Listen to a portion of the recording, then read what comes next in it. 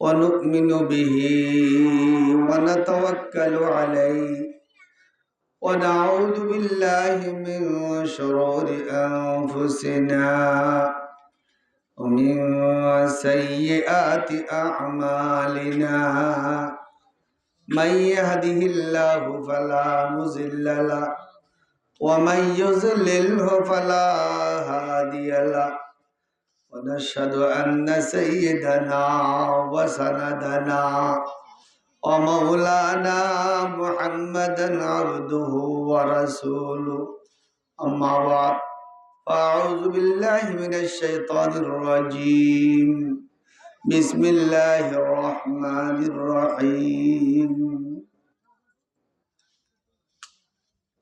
وعباد الرحمن الذين يمشون على الأرض هونا وإذا خاطبهم الجاهلون قالوا سلاما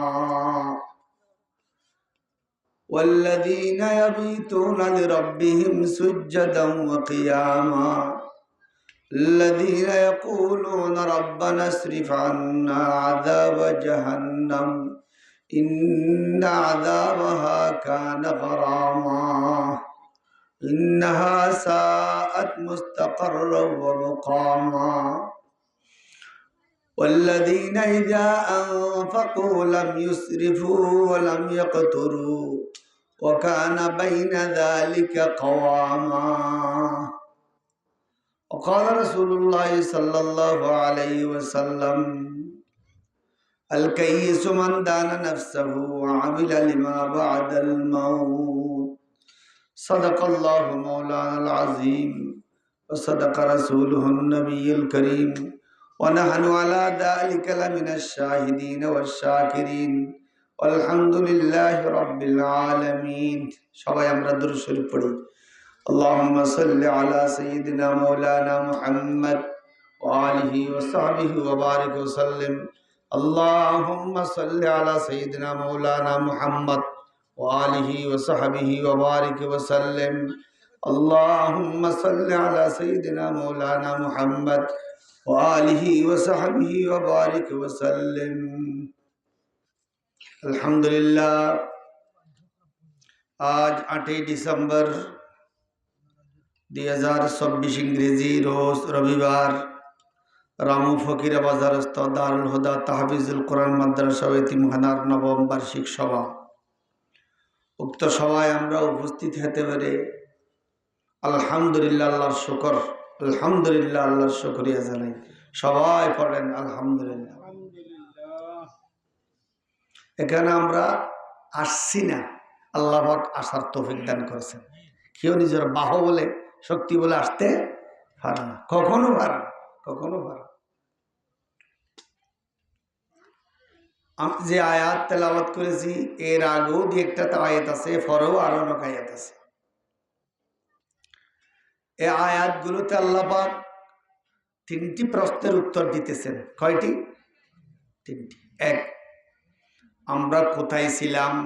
বড়দেরকে সামনে দাও, ছোটরা পিছনে যাও। আপনারা সামনে আসেন, বড় এই বড়রা মুরব্বীরা সামনে আসেন। আপনারা যারা পকেটে হাত দিচ্ছেন সামনে আসেন, এখানে এদের সামনে আসেন, সামনে একেবারে সামনে চলে সামনে চলে আসেন।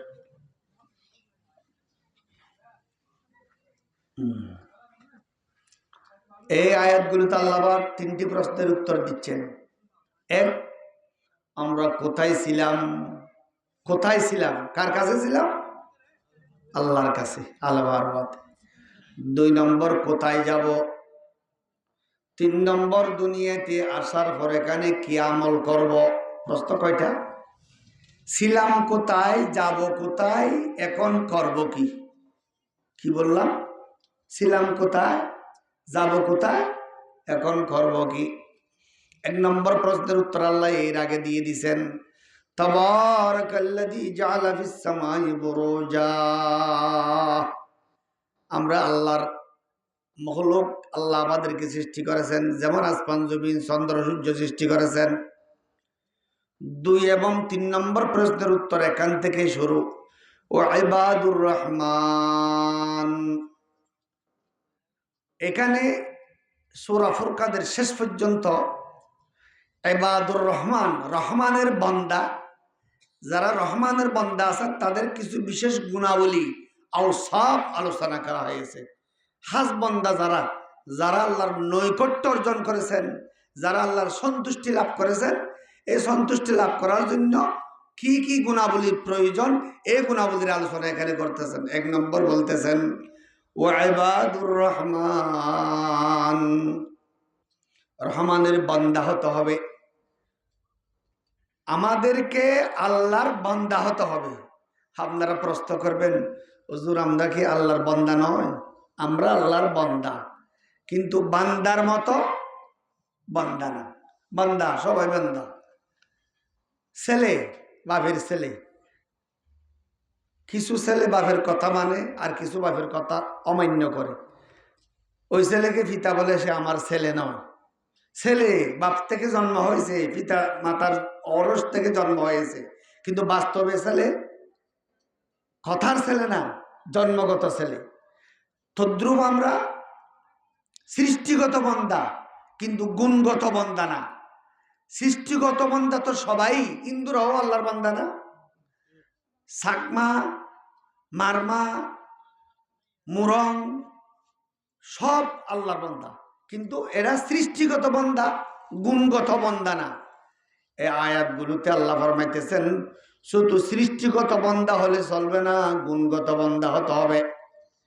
গুণগত বান্দা হওয়ার 1 নম্বর গুণ বললে বান্দা, আল্লাহর বান্দা হতে হবে। বান্দা কিভাবে?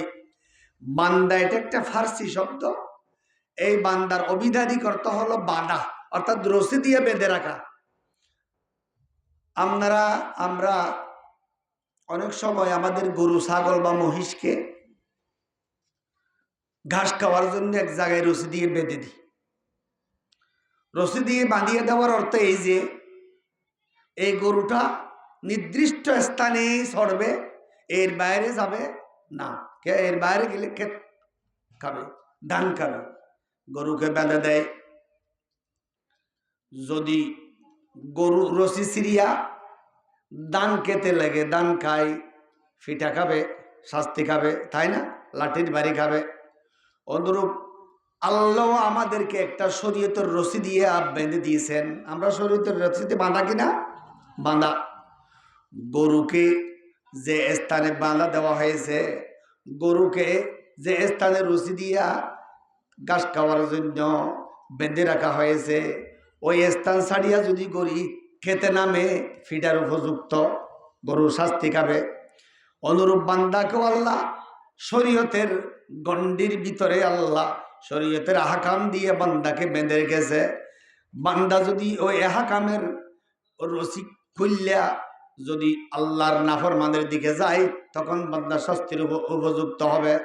যেমন বান্দাকে আল্লাহ সরার জন্য আদেশ দিয়েছেন, তুমি নামাজের জায়গায় থাকবে। বান্দা যদি নামাজের জায়গা বাদ দিয়া জুয়ার জায়গা যায়, বান্দা সীমা অতিক্রম করলো, শাস্তি পাবে। বান্দাকে আল্লাহ আদেশ দিয়েছেন তুমি হজের জায়গা থাকবে। হজের জায়গা অতিক্রম করে যদি বান্দা গান বাজানার জায়গায় যায়, বান্দা শাস্তির উপযুক্ত হবে। বান্দাকে আল্লাহ অর্ডার দিয়েছেন তুমি রোজার স্থানে থাকবা। বান্দা যদি রোজা বাদ দিয়া নাচ গানের জায়গায় যায়, বান্দা শাস্তির উপযুক্ত হবে।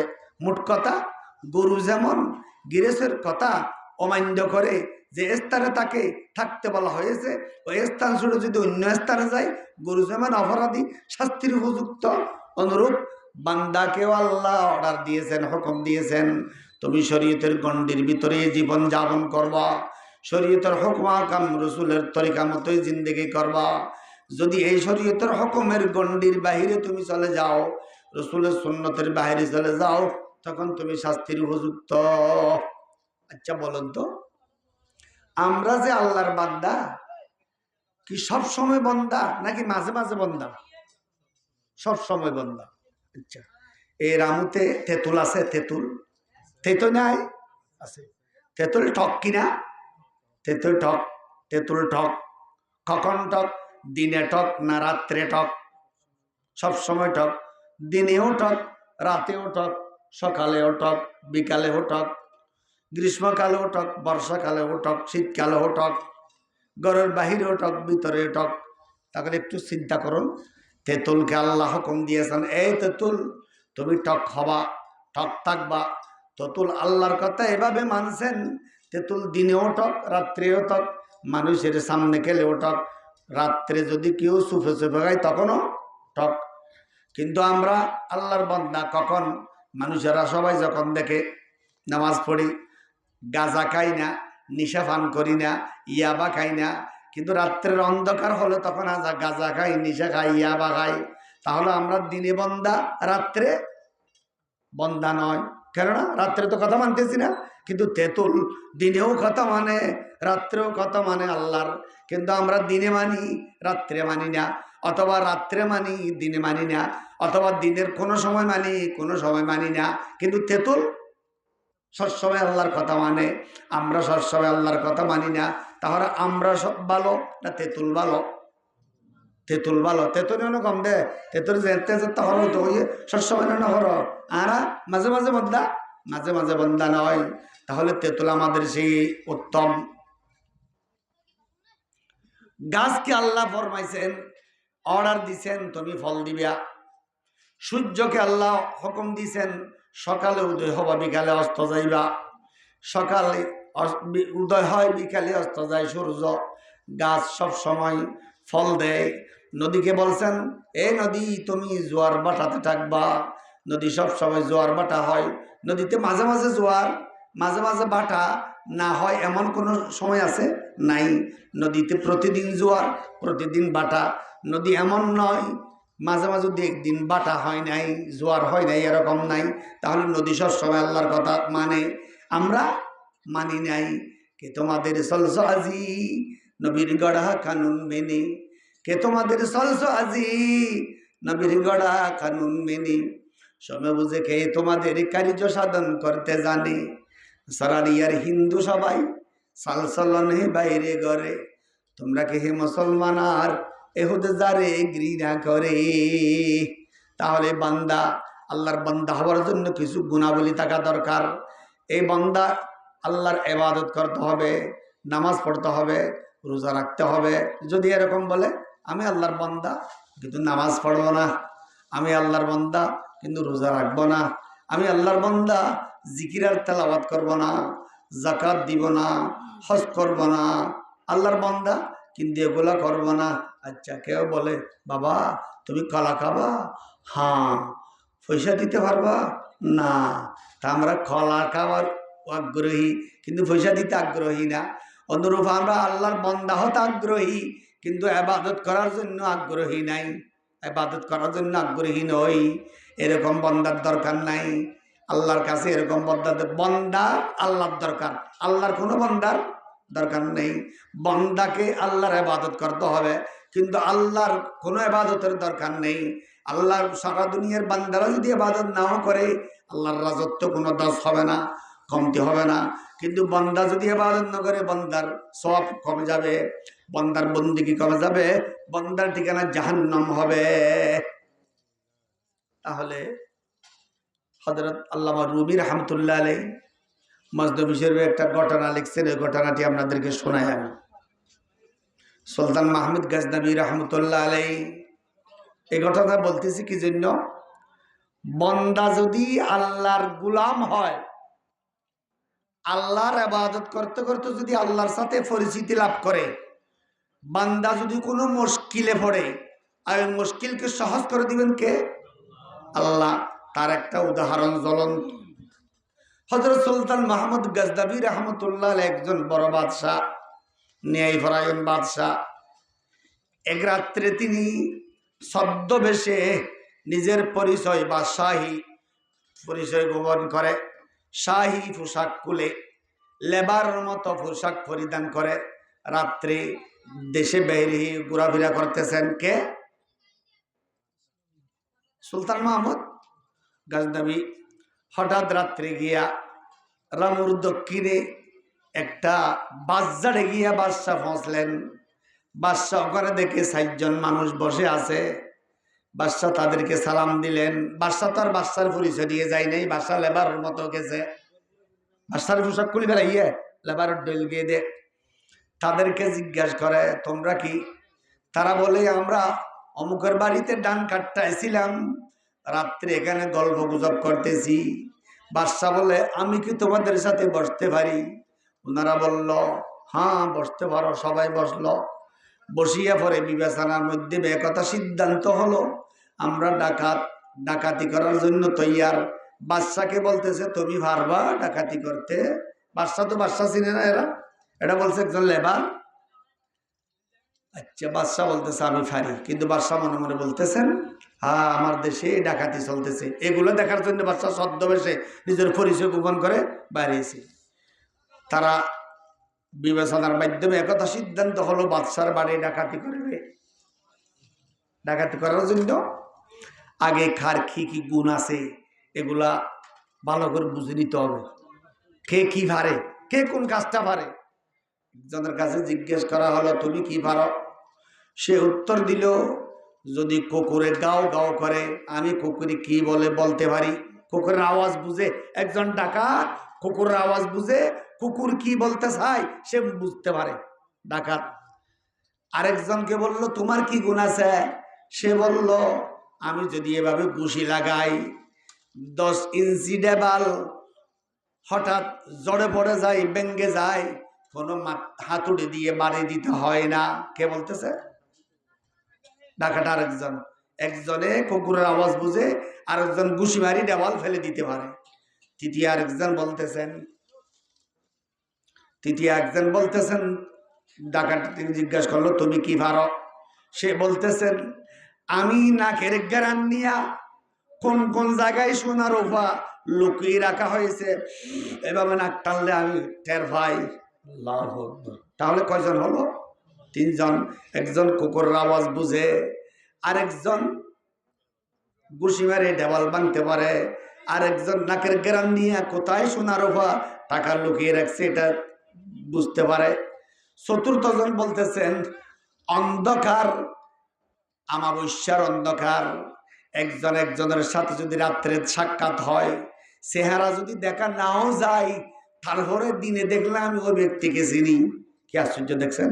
রাত্রে চেহারা না দেখে কিন্তু সাক্ষাৎ হয়েছে, চেহারা দেখা যায়নি, তারপরে কোথায় কখন চিনে? দিনে চিনে। কয়জন হলো? 4 জন। বাদশাকে জিজ্ঞাসা করে, বাদশাহ তো তারা বাদশাহ হিসাবে চিনে না, লেবার হিসাবে, তুমি কি পারো? বাদশাহ বলতেছেন তোমরা তো সব ভালো কাজ পারো, আমি একটা পারি না, আমি একটা ছোটখাটো জিনিস পারি। কি? তোটা বল। বাদশাহ বলতেছেন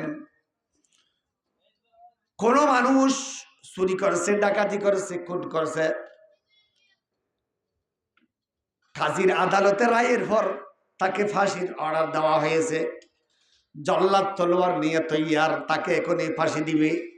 এই অবস্থায় যদি আমি এভাবে দাড়ি নাড়ি দিই, ওই ফাঁসির আসামি খালাস হয়ে যায়, তাকে আর ফাঁসির কাস্টে যেতে হয় না। আল্লাহু আকবার। এই তুই সর্দার। কাকে সর্দার বানাইলো? বাদশাকে। কেন না? তুই যদি দাড়ি নাড়িয়া আমাদেরকে খালাস করতে পারিস, তাহলে এরকম ডাকাতি যদি 100টাও করি কোনো অসুবিধা নাই, আমরা জেলে যাব।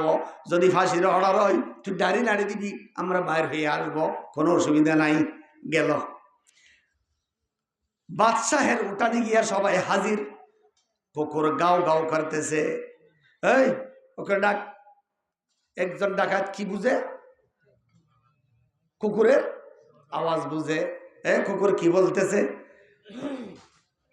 কুকুর এই মাথা খাই তারা এভাবে বেশি বাজালাইতে বন্দুক লাগছে বলে সোনা উল্লাচ্ছে, এটা তুলে দিয়েছে। এই বেজাল ভাইয়া ফ্লাস্টার নাই, এটা গ্যাস ফ্লাস্টার নাই, এখন নেই দূর হতা পাওয়ার আগে। কুকুর গাও গাও করতেছে। ডাকাতের সর্দার বলতেছে এই কুকুর কি কয় শোনো। কুকুর বলতেছে আমাদের সঙ্গে বলে বাদশাহ আছে। কুকুর বলতেছে আমাদের ডাকাতের সঙ্গে কি আছে? বাদশাহ আছে। ওরা বলতেছে বেড়া তুই কুকুর আওয়াজ বুঝাস, বাদশাহ কি ডাকাতি করে নাকি? আসলে আছে কিনা? আছে। চোখর যা মধুনার ফুসি দাসত, চোখর যা মধুনার ফুসি দাসত, সৎহায় জাহাবাজি দিল বসুয়ে দিদাসুত। আল্লামা রুমি ফরমাইতেছেন, নিয়ত যখন খারাপ হয়েছে সত্য কথাও মানতে রাজি নেই। ওকে ডাক যে গুছিয়ে মারি দেবা ফেলে দিতে পারে, আসি একেবারে গুছি মারি দেবা আসে। ওকে ডাক যে নাকর গেরান নিয়ে কি তালাশ করতে পারে সোনার অভাব। ফার্স্ট জায়গায় নাক টান দিয়া 5 আটা 40 তোলা স্বর্ণ বের করেছে বাড়ি থেকে। কে? ডাকাত একজন, যিনি নাকের গেরান নিয়ে কি তালাশ করতে পারে স্বর্ণ। আচ্ছা, একজন ডাকাত ছিল 5 জন, একজনের 8 তোলা করে সবাই বাড়িতে চলে গেছে। সকালে বাদশাহ তো ফরিসান, বাদশাহ ছিল তো, বাদশাহ দিছে 8 তোলা। বাদশাহ যদি বলে আমি বাদশাহ, আমি ডাকাত নয়, বাদশাহকে দেখবারে ঠিকই দিবি। সকালে চকিদার পাঠাইছে, অমুকের হু অমুক, অমুকের ছেলে অমুক, অমুকের ছেলে অমুক, অমুকের ছেলে হলো অমুক, 4 জনকে ডাকে নিয়ে আস। ও আল্লাহ!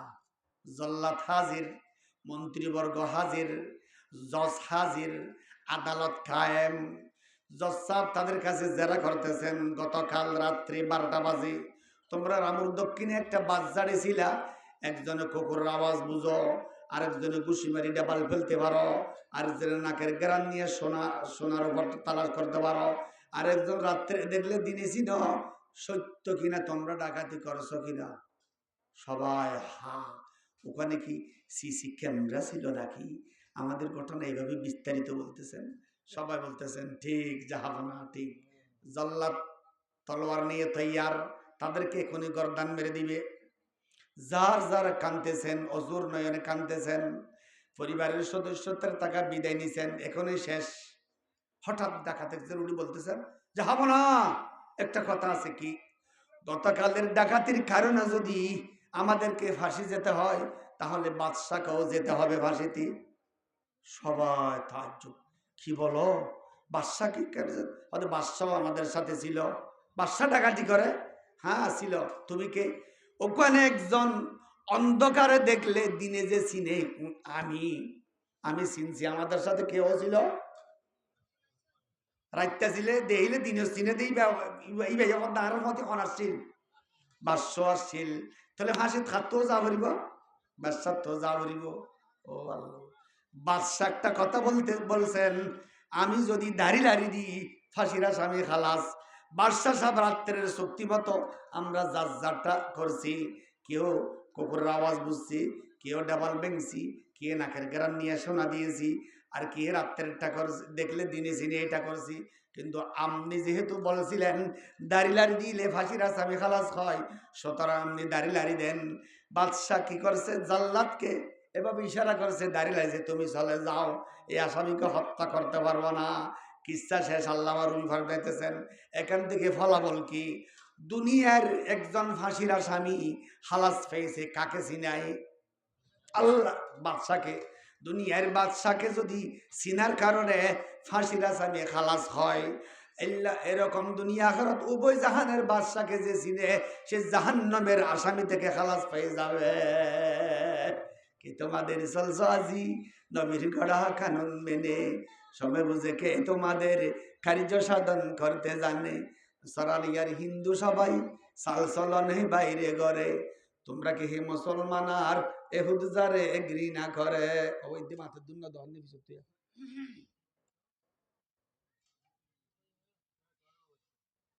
নৌকা কানে যেন চলার আর সদুর ডেক করালে ভানি গলিব না, বলবো আয় কিছু কথা মাঝি ওই দিদি ওনারা প্যাসেঞ্জার ডেক করালে আয় নৌকা সোয়ান উজুরের জন্য দাদা আচ্ছা। তাহলে ইবাদুর রহমান আল্লাহর বান্দার গুণ, আল্লাহর বান্দা হতে হবে। বান্দা, বান্দা মানে আল্লাহর হুকুমের রশিদে বান্দা। বান্দা নিজের ইচ্ছায় চলতে পারবে না। যেমন বলেন, একজন লেবার যদি আপনি রাখেন, লেবারকে যদি আপনি জিজ্ঞেস করেন তুমি কি খাবে, লেবার বলবে আপনি যা খাবান। গিরস আপনি যা খাবান। লেবারকে বলবে তুমি কি কাজ করবে, আপনি যা বলেন। লেবারকে বলবে তুমি কোথায় থাকবা, আপনি যেখানে থাকতে বলেন।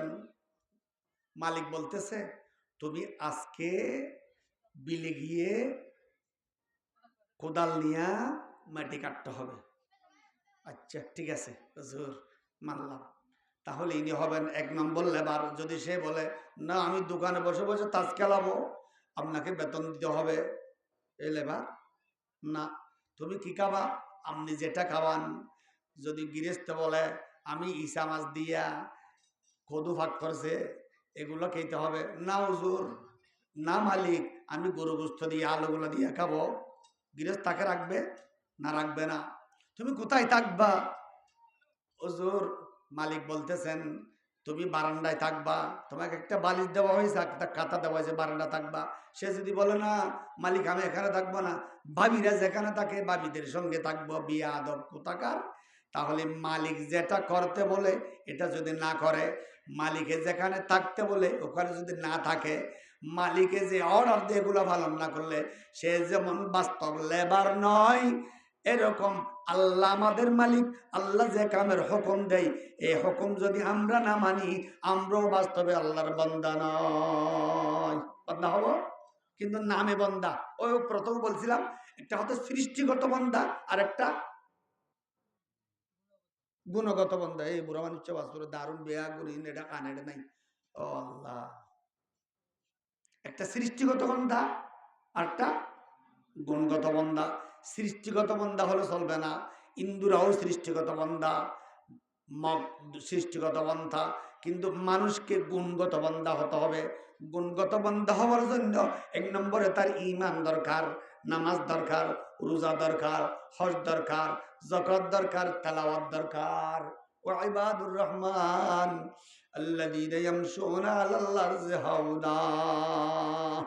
2 নম্বর গুণ আল্লাযীনা ইয়ামশুনা আলাল আরদি হাওনা, যারা জমিনে নম্রতার সহিত, ভদ্রতার সহিত, অনুনয় বিনয়ের সহিত চলবে, অর্থাৎ যাদের মধ্যে তাওয়াজু থাকবে, গৌরব, তকব্বর, ফখর, কিবির এগুলো থাকবে না। যেমনটা হাদিসে ফরমাইতেছেন মান তাওয়াজা রাফাহুল্লাহ ওয়া মান তাকাব্বারা ওয়াজাহুল্লাহ। যে অনুনয় বিনয় করবে, নিজেকে ছোট মনে করবে, আল্লাহ তার ইজ্জতকে উপরে উঠাইয়া দিবেন। যে নিজেকে নিয়ে গৌরব করবেন, আল্লাহ তাকে নিচে নামা দিবেন। আমান তাকাব্বারা ওয়াজাহুল্লাহ। তাহলে অনুনয় বিনয় এটা বালাগুন, তকব্বুরি খিবির গৌরব এটা খারাপ গুণ। যেমন আল্লাহ ফরিদুদ্দিন আত্তার রহমতুল্লাহ আলাইহি বর্ণনা ফরমাইতেছেন গশত আদম মুকবেল আজ মুস্তাগফিরি, গশত আদম মুকবেল আজ মুস্তাগফিরি, গশত শয়তান মালউন আজ মুস্তাকবিরি। শয়তান আল্লাহর লানত প্রাপ্ত হয়েছেন ইস্তেকবার, কিবির করার জন্য, বড়াই করার জন্য, গৌরব করার জন্য। গশত মুকবেল আদম আজ মুস্তাগফিরি, আদম আলাইহিস সালাম আল্লাহর প্রিয় বান্দা হয়েছেন তওবা ইস্তেগফার করার কারণে। আদম আলাইহিস সালাম আল্লাহর প্রিয় হলেন কিসের কারণে? তওবা ইস্তেগফার করে নিজেকে ছোট মনে করেছে এজন্য। শয়তান আল্লাহর লানত প্রাপ্ত হলেন শয়তান নিজেকে বড় বোঝার কারণে। তাহলে নিজেকে বড় বোঝা এটা শয়তানের কাজ, নিজেকে ছোট বোঝা এটা পয়গম্বরের কাজ, এটা আদম আলাইহিস সালামের কাজ, এটা ভালো মানুষের গুণ। গশত শয়তান মালউন আজ মুস্তাকবিরি, গশত আদম মুকবেল আজ মুস্তাগফিরি। তাহলে আমাদেরকে অনুনয় বিনয় তাওয়াজু এটা করতে হবে। যদি আমাদের মধ্যে তাওয়াজু না থাকে আল্লাহর প্রিয় হবে না। তাওয়াজু আমাদের গুণ, তাকাব্বুরি আল্লাহর গুণ। আল কিবরিয়াউ রিদাই, আল্লাহ পাক ফরমাইতেছেন হাদিসে কুদসিতে তাকাব্বুরি আমার চাদর, আমি তাকাব্বুরের চাদর দ্বারা আবৃত। তাকাব্বুরের শাল কে গায়ে দিয়েছেন? আল্লাহ। তাকাব্বুরের চাদর কে পরিধান করেছেন? আল্লাহ। কোন মানুষের জন্য তাকাব্বুর বড়াই গৌরব এটা সাজে না। এই তাকাব্বুরি বড়াই গৌরব কার জন্য সাজে? মরু রসদ কিবরিয়াউ মনি। তাহলে তাকাব্বুরি আমরা করব না। কেন করব না বুঝেন। আজকে আপনারা গোশত দিয়ে খানা খাইছেন সবাই? মাশাআল্লাহ সবাই খাইছে, আমিও খাইছি। গোশত মজা, সুস্বাদু, সুগন্ধিযুক্ত না?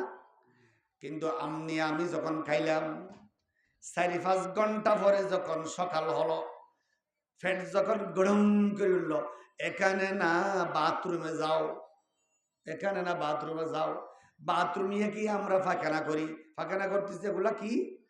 ওই গোশত।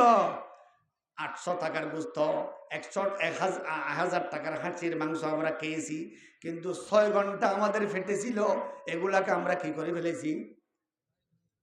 বরবাদ করে দিছি। শুধু বাইর করে দিতে হলে হবে না, বরবাদ করে বাইর করে দিছি, নষ্ট করে বাইর। এই ফাহানা কি গোটা 1 কেজি ফাহানা 1 টাকা দিয়ে কেউ নিবে? নিবে না। কিন্তু 1 কেজি গরুর মাংস 800 টাকা। এই 800 টাকার গরুর মাংসকে আমরা ফেটে রাখিয়া 6 ঘন্টা পর একেবারে বরবাদ করে দুর্গন্ধ করে দিছি। তাহলে আমরা ভালো জিনিসকে কি করি? হ্যাঁ, নষ্ট করি। এবার আমি কিভাবে গৌরব করি আরো শুনেন।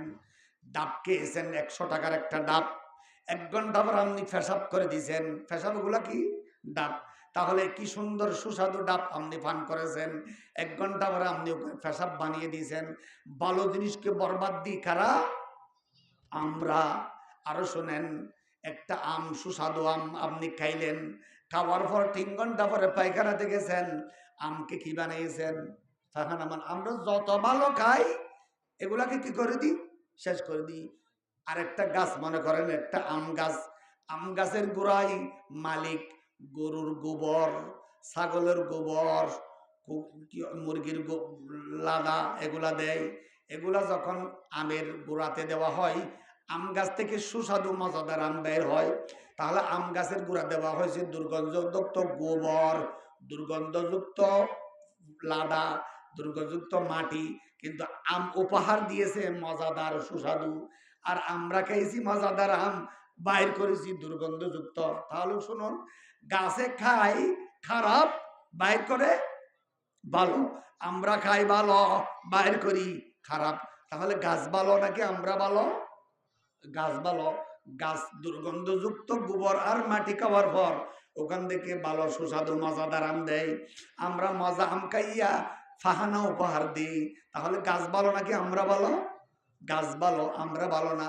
এই ইনসান যিনি সব ভালো জিনিসকে খাইয়ে নষ্ট করে ফেলে, এই ইনসান কিভাবে গৌরব করতে পারে? গৌরব তার জন্য সাজে না, গৌরব শুধু আল্লাহর জন্য সাজে।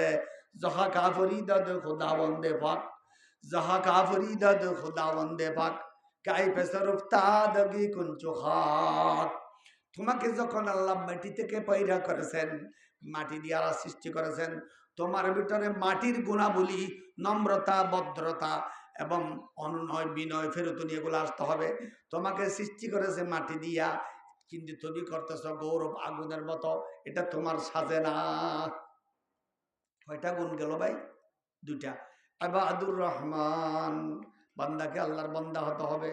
আল্লাযীনা ইয়ামশুনা আলাল আরদি হাওনা, জমিনে হাঁটার সময় নম্রতা, ভদ্রতার সহিত আসতে হবে। কারণ আল্লাহ অন্য আয়াতে ফরমাইতেছেন, ইন্নাকা লা তামশি ফিল আরদি মারাহা, ইন্নাকা লান তাখরিকাল আরদা ওয়া লাম তাবলুগাল জিবালা তুলা। জমিনে দম্ভ করে, গৌরব করে, ফহর করে চলো না, হাঁটাহাঁটি করো না। তুমি নিজের ফা দ্বারা জমিনকে ফেটে ফেলতে পারবা না, এবং লম্বা উঁচু হয়ে পাহাড় থেকেও বড় হতে পারবা না। তুমি গৌরব করার জিনিস নয়, তুমি তওয়াজু করার জিনিস। ইন্নাকা লান তাখরিকাল আরদা ওয়া লাম তাবলুগাল জিবালা তুলা। শয়তান গৌরব কারণে বেহেশত থেকে বিতাড়িত হয়েছে। আদম আলাইহিস সালাম রব্বানা যালামনা আনফুসানা 350 বছর তওবা করেছেন কে? হযরত আদম আলাইহিস সালাম। আল্লাহ শিখিয়ে দিয়েছেন দোয়া, আল্লাহর প্রিয় বান্দা হয়েছেন। তাহলে গৌরবে লাভ নাকি তওয়াজু বিনয়তে লাভ? তওয়াজুতে লাভ। আমরা গৌরব করব না, আমি এরকম ভালো ছাত্র, আমি এরকম ভালো মুদরেস, আমি এরকম ভালো ওয়াইএস, আমি এরকম পয়সাওয়ালা রামুর বাজারে আমি 1 নম্বর ধনী, এগুলো চলবে না। আল্লাহ বলতেছেন, যিনি তওয়াজু করবেন তাকে আমি পছন্দ করি। কারণ আল্লাহ রাসূল করিম ফরমাইতেছেন, ইন্নাল্লাহা লা ইয়ানজুরু ইলা সুওয়ারিকুম ওয়া আমওয়ালিকুম ওয়ালাকিন ইয়ানজুরু ইলা কুলুবিকুম ওয়া আমালিকুম। তারা মাথার দুমুন্ন, ও আল্লাহ মাতি আল্লাহ তো চিতরা ইনতে ইনতে তিনে তো ইনতে এশার পর ওয়াসা সৌদে দু ফজর পর্যন্ত মাতিব কিয়া এড়ে মজলিস জিম ভর্তি না নয় আতিক্য দে ইয়ান ফুন্দিল করিব মাতি ভর্তি পারিব না। হাইলে বেনা বাজার মাতি না পারিব, হারিব। হাইলে বেনা বাজার তো ওয়াজি আনবে না, ওই তার মন বিকাইতে হয়। ঠিক আছে, নামাইতে আবার অদন্য বলছে, আবার মাথায় নেব।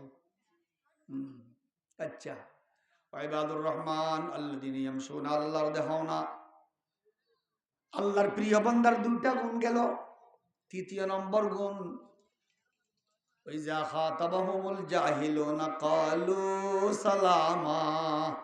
বান্দা যখন চলতে চলতে কিছু দূরে গেল, একজনের সাথে ঝগড়া বাজলো, তার সাথে দুর্ব্যবহার করে নাই, কি বলছে?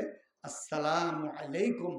আপনাকে কেউ খারাপ ব্যবহার করতেছে, আপনাকে কেউ গালমন্দ বলতেছে, আপনাকে কেউ টিটকারি করতেছে, আপনাকে কেউ হেনস্থা করতেছে, এর জবাবে আপনি টিটকারি দিবেন না, হেনস্থা করবেন না, গালি দিবেন না, আপনি সালাম দিয়ে তার থেকে বিদায় নিয়ে আসবেন।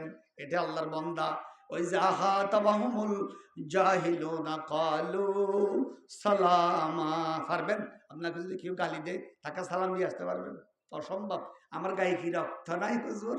আমি রক্তওয়ালা পুরুষ না, আমাকে গালি দেবে, আমি চুপ থাকবো? তার দৃষ্টান্ত দেখেন। হযরত আবু বকর সিদ্দিক রাদিয়াল্লাহু তাআলা আনহু একজন মানুষের সাথে যে কোনো কারণে বাড়াবাড়ি ঝগড়া লেগে গেল।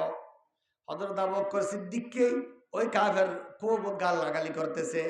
রাসূল করিম ওই মজলিসে আছেন, রাসূল করিম হাসতেছেন, চুপ রইলেন। গালাগালি করতেছে কাকে? আবু বকর সিদ্দিককে। একজন কাফের। রাসূল কোনো উত্তর দেয়নি। আবু বকর সিদ্দিক গাল শুনতেছেন, রাসূল হাসতেছেন। কিছুক্ষণ পর হযরত আবু বকর একটা গালির উত্তর দিলেন। একটা গালির উত্তর দেওয়ার সাথে সাথে রাসূল করিম সাল্লাল্লাহু আলাইহি সাল্লাম চেহারা মুবারক অন্ধকার করে ফেললেন, রাগ হয়ে গেলেন। হযরত আবু বকর ফরমাইতেছেন, ইয়া রাসূলুল্লাহ, এতক্ষণ আমাকে গালি দিল, আপনি হাসতেছেন, আমি শুধু একটা গালির উত্তর দিলাম, আপনি চেহারা অন্ধকার করে ফেলেছেন। আমাকে গালি দিলে কি আপনার ভালো লাগে? আমি দিলে খারাপ লাগে? রাসূল উত্তর দিলেন, ইয়া আবু বকর, না না না না, তোমাকে যখন ওই কাফের গালাগালি করতেছে আমি দেখে রয়েছি, স্বয়ং আমার চোখে দেখতেছি আল্লাহর পক্ষ থেকে একজন ফেরেশতা ওই গালির উত্তর দিতেছেন। আল্লাহু আকবার। আবু বকরকে যে কাফের গালি দিতেছে, আবু বকর যখন চুপ থাকা অবস্থা আবু বকর পক্ষ থেকে ওই গালির উত্তর আল্লাহ পাকে কার দ্বারা দিতেছে? ফেরেশতার দ্বারাই। এ আবু বকর, তুমি যখন গাল দিয়া শুরু করছ তখন ওই রহমতের ফেরেশতা চলে গেলে, এজন্য আমি রাগ করেছি। তাহলে দেখেন, গাল দিয়েছেন কাফের, রাসূল শুনতেছেন, আবু বকর শুনতেছেন। তাহলে গাল দেওয়া কাফেরের কাজ, শোনা নবীর কাজ, শোনার সাহাবীদের কাজ। গাল দেওয়া কাফের অভ্যাস, গাল শোনার নবীর অভ্যাস, তাই না? আরেকটা বলতেছি, রসুলের সাথে ব্যবহার খারাপ করছে কে? একজন কাফের একদিন রসুলের দরবারে মেহমান হলেন। কাফের রসুলের দরবারের হালাল খানা পাইয়া খুব খাইলেন, ফ্যাট ভরিয়া বালা খাইলেন। রাত্রে ডায়রিয়া হয়ে গেছে, ডায়রিয়া হয়ে বিছান নষ্ট করে ফেলেছে, ফালাই গেছে, তলোয়ারটা রেখে গেছে। সকাল উঠি রসুল করিম চিন্তা করতেছেন, হাইরে আফসোস, আমি কেন মেহমানকে বাথরুম দেখাই দিতে পারলাম না, মেহমানকে এক বদনা পানি আমি কেন হাতে উঠাই দিতে পারলাম না। আমার মেহমানদারি কমতি হয়েছে, আমি আল্লাহর কাছেও মাফ চাই, মেহমানের কাছেও আমি মাফ চাইব। কিন্তু মেহমান ভয় করতেছে, আমাকে যদি রসুল ভাই কি ভিটা দেয় আমি জানি না। রাত্রে খানাও খেয়েছি, কিন্তু পাখানা করে বিছানটাও নষ্ট করে ফেলেছে। রসুল করিমের এই আফসোসের কথা শুনে আমি যদি মেহমানকে ভাই, মেহমান কাছে মাফ চাইব, আল্লাহর কাছেও মাফ চাইতেছি। ওই মেহমানের কথা শোনার পর আমার সম্বন্ধে কি বলতেছে, মানুষের কাছে মানুষেরা বলতেছে, রসুল আফসোস করতেছে যে তোমাকে ভালোভাবে মেহমানদারি করতে পারে নাই, তোমাকে কেন পানি দিতে পারে নাই, তোমাকে কেন বাথরুম দেখা দিতে পারে নাই, এরকম বলতেছে রসুল। কে বলতেছে? কাফের। তখন কাফের দিল গলে গেল, আমি এরকম একটা দুষ করলাম, খানা খাইয়া বিছান নষ্ট করলাম, তারপরে একটা গালি আমাকে রসুলে দেয় নাই। বলো রসুল আফসোস করতেছেন, আমি কেন মেহমানের হক আদায় করতে পারলাম না। মেহমান রসুলের দরবারে আসিয়া তলোয়ারটা দিল। কিছু দূর যাবার পর একটা কূপ থেকে গোসল করলো, গোসল করিয়া আবার রসুলের কাছে আসি, লা ইলাহা ইল্লাল্লাহু মুহাম্মাদুর রাসূলুল্লাহ। এই কাফের মুসলমান হলো রসুলের চরিত্রের দ্বারা। কাফের রসুলের সাথে ব্যবহার খারাপ করেছে, কিন্তু রসুল তার সাথে ব্যবহার ভালো করেছে। আহাসিন ইলা মান আসা ইলাইক, যে তোমার সাথে খারাপ ব্যবহার করে তুমি তার সাথে ভালো ব্যবহার করো। আরেকটা উদাহরণ, হযরত ওমর ফারুক রাদিয়াল্লাহু তাআলা আনহু তখন আমিরুল মুমিনিন, গোটা মুসলিম জাহানের খলিফা। কে? আপনারা আমার কথা বুঝতেছেন না? কি রামুর ভাষায় বলতে হবে? হ্যাঁ, চলবে তো? ওমর ফারুক রাদিয়াল্লাহু তাআলা আনহু যখন গোটা মুসলিম জগতের আমিরুল মুমিনিন, তখন একজন ব্যক্তি ওমর ফারুকের দরবারে গেলেন নিজের স্ত্রীর বিচার দেওয়ার জন্য। কেন? স্ত্রী স্বামীর সাথে খারাপ ব্যবহার করে, স্বামী অনেক দিন সহ্য করছে, অনেক ফিটাও এনে মাথা দিয়ে ফোন এয়া ও উসমান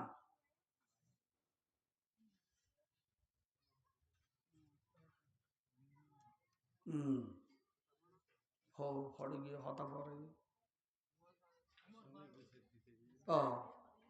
মাঝে মনে থাকি উদ্যোগ মনারা খেয়াল করে না চাই। একজন নাগরিক নিজের স্ত্রীর বিচার নিয়ে কোথায় গেছে? আমিরুল মুমিনিন ওমরের দরবারে। কি বিচার? কি স্ত্রী তার সাথে দুর্ব্যবহার করে। রামুর মহিলারা তো ভালো, স্বামীর সাথে ভালো ব্যবহার করে আমরা জানি। আমরাও চাইতেছি আমাদের এখানে বউ তো যদি দরকার হয় এখান থেকে নেবো, কেন না এখানের মহিলারা ভালো, স্বামীর সাথে ভালো ব্যবহার করে, তাই না? ওমর ফারুকের দরবারে গেলেন একজন ব্যক্তি, কার বিচার দেওয়ার জন্য?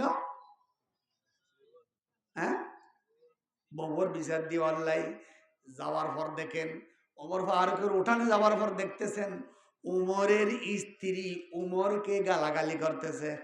আল্লাহু আকবার, কোথায় আসলাম? আমার সে বড় মুসিবত উমর, আমি তো একজন নাগরিক, আমাকে আমার স্ত্রী গালাগালি করতেছে। ওমর তো সারা মুসলিম জাহানের খলিফা, উমরকে দেখলে শতান পর্যন্ত ফালাই, এ উমরকে গালি দিতেছে স্ত্রী, আমার বিচার কি করবে? করতে পারবে না, উনি আমার সে বড় মুসিবতে। আচ্ছা,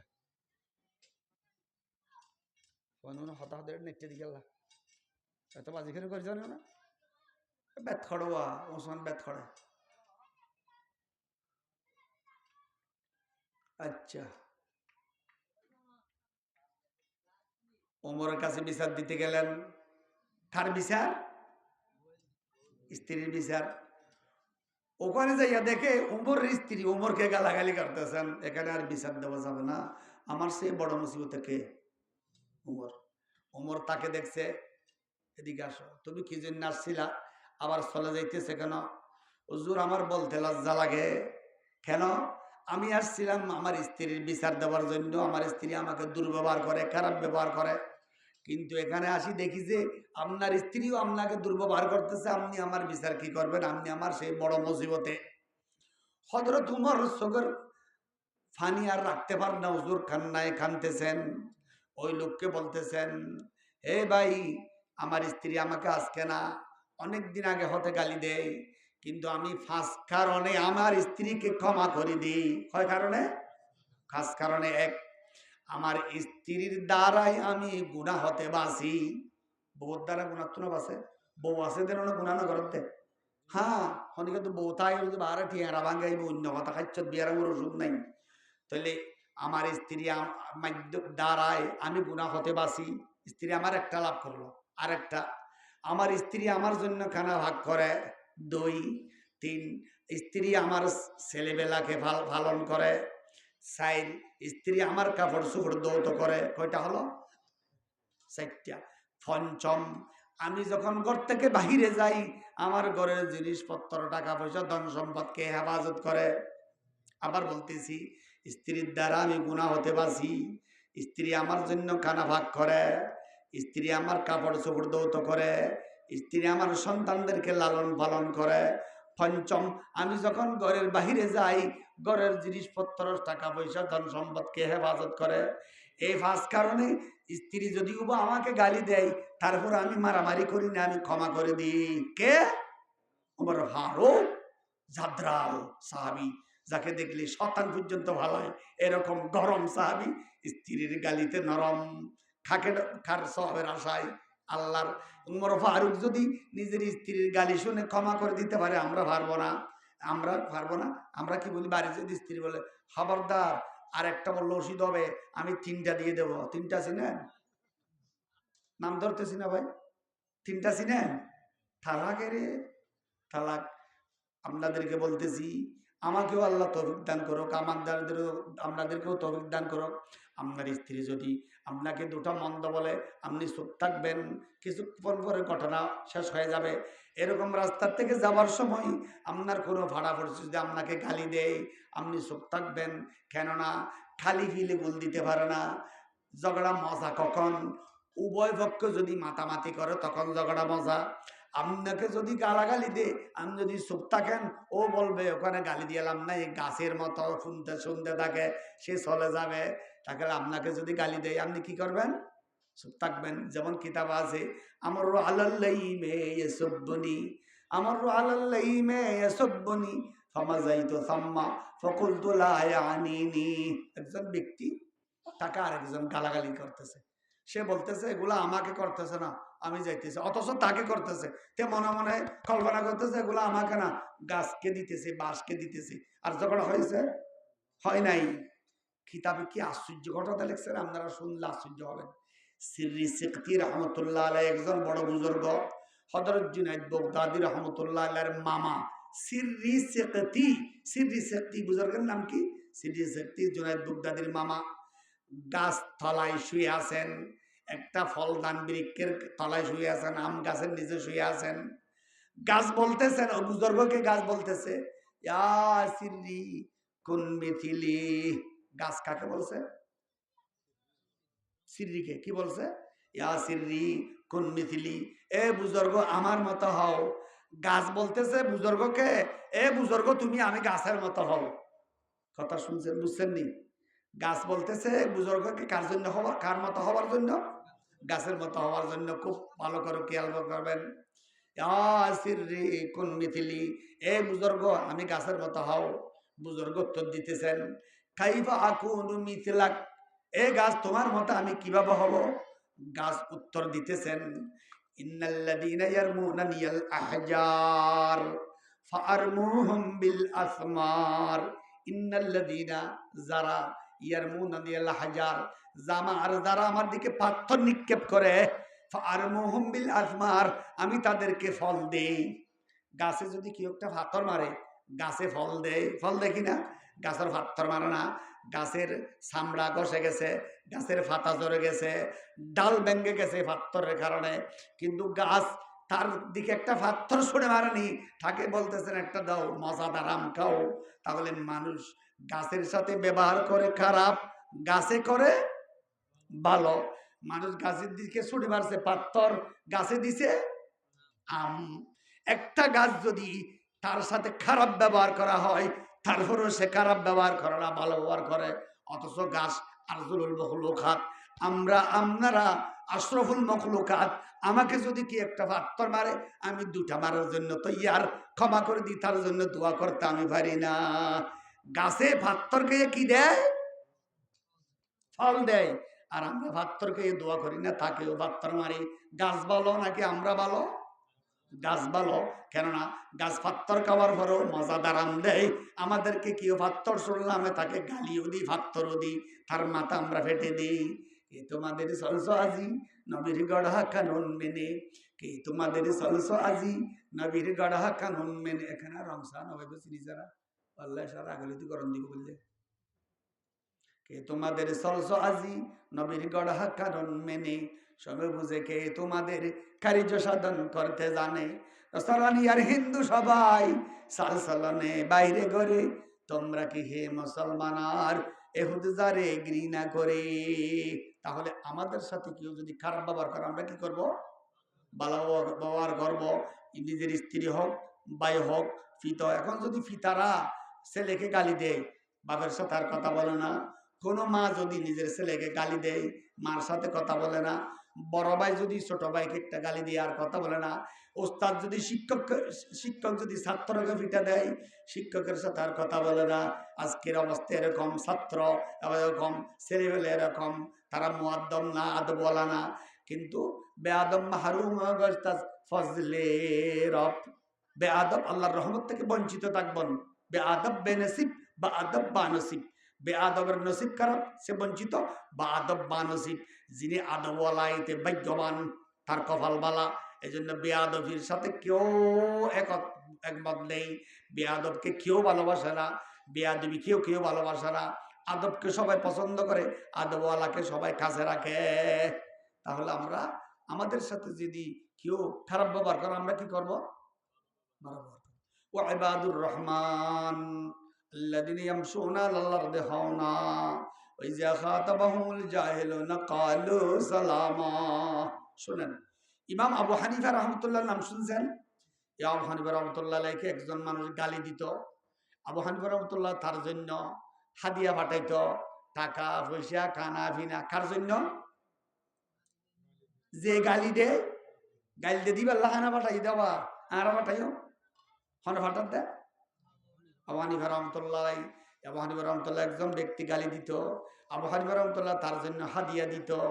কিছুদিন পর ওই ব্যক্তি গালি দেওয়া বন্ধ করে দিয়েছে, আবু হানিফা রাহমাতুল্লাহ হাদিয়া দেওয়া বন্ধ করে দিয়েছে।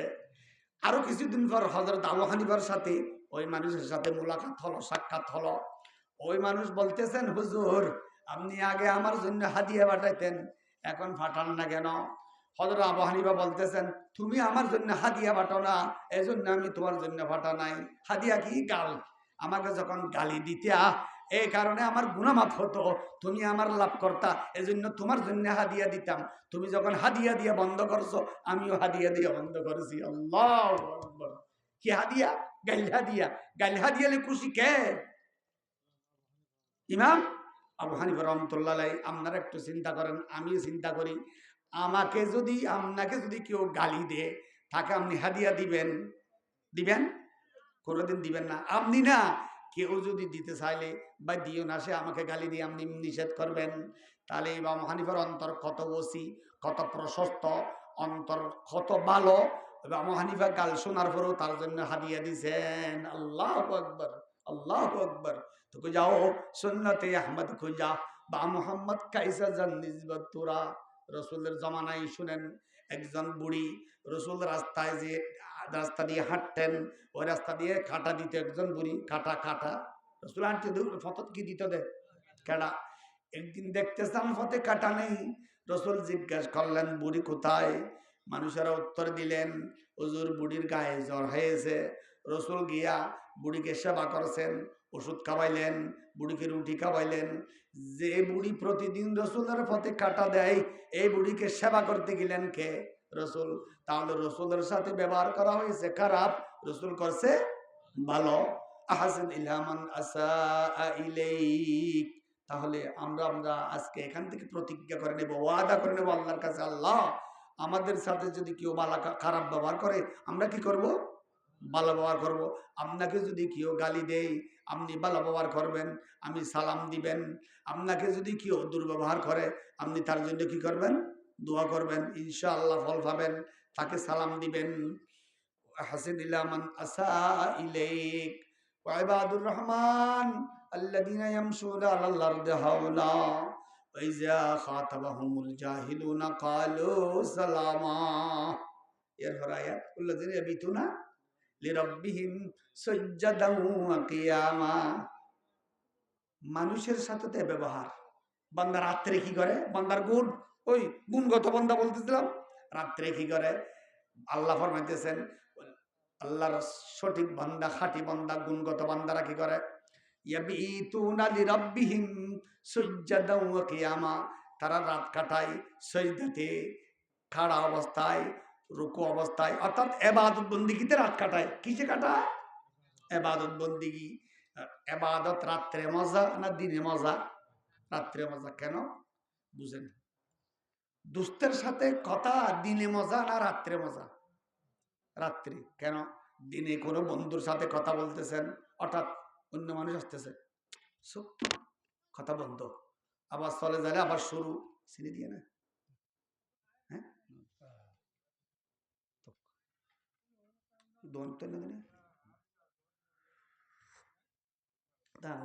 বইতে কি দিতে লোক চিনি দিয়ে নিয়ে দোয়াই খোয়া নেই।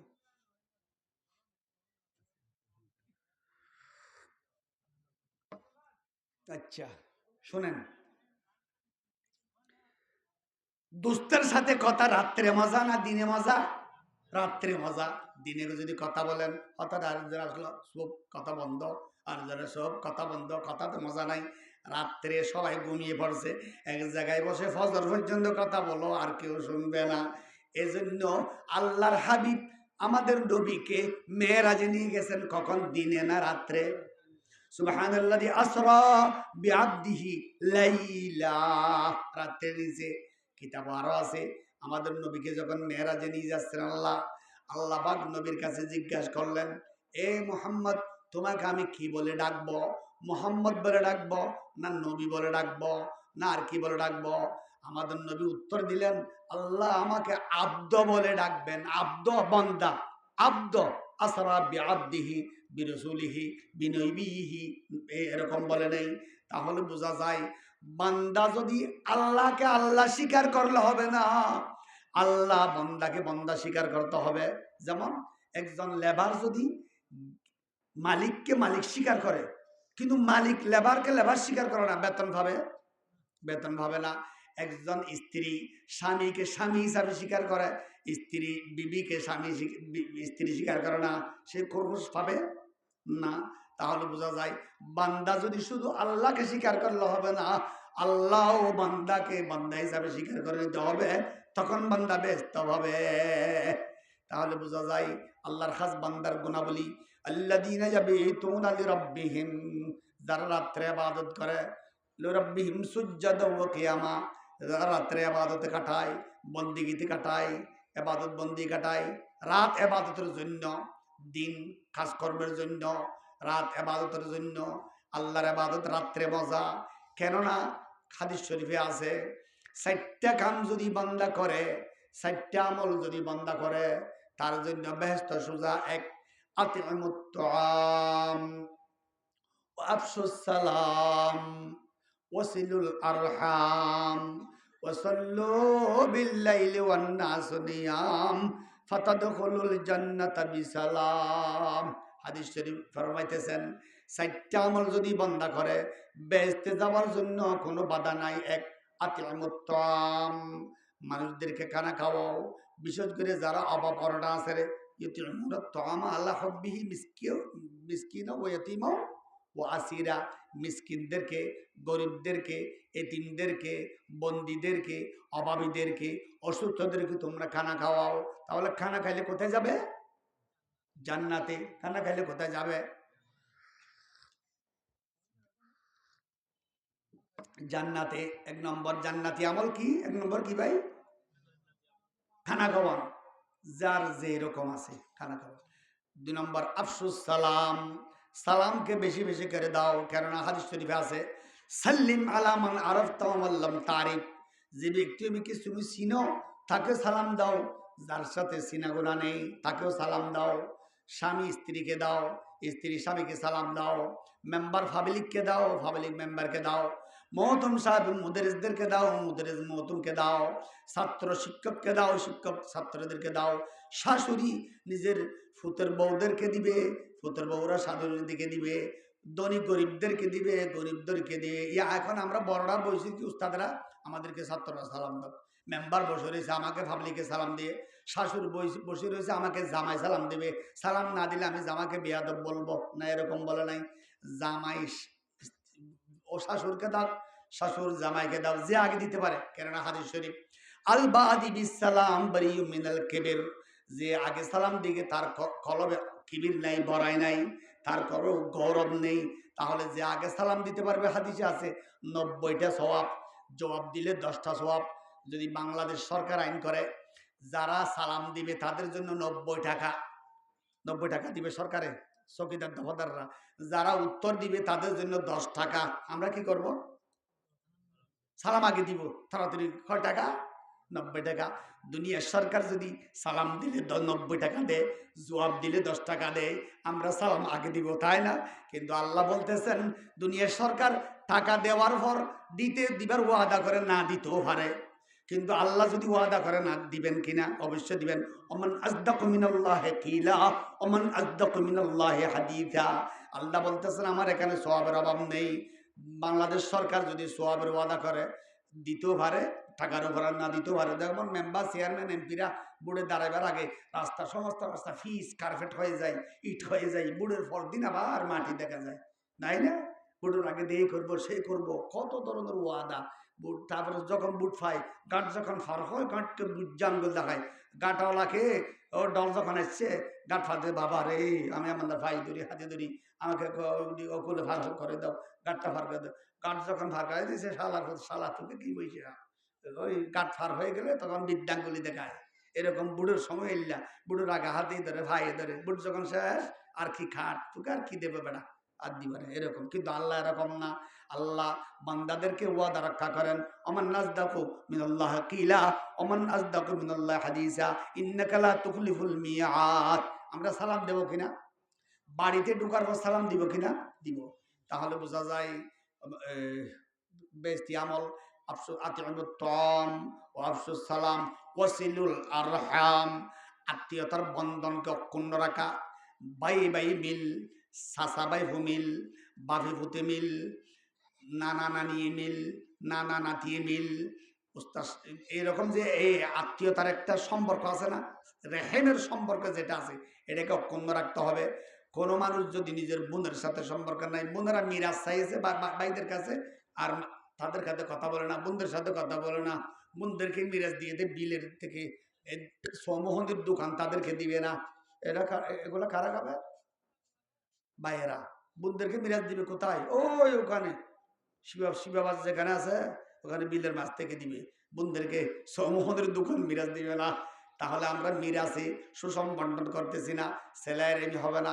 4 নম্বর বেশতি আমল ওয়াসাল্লু বিল্লাইলি ওয়ান নাসু নিয়াম। ওবে তিয়ে রেডি খেলাই খেলা তিয়ে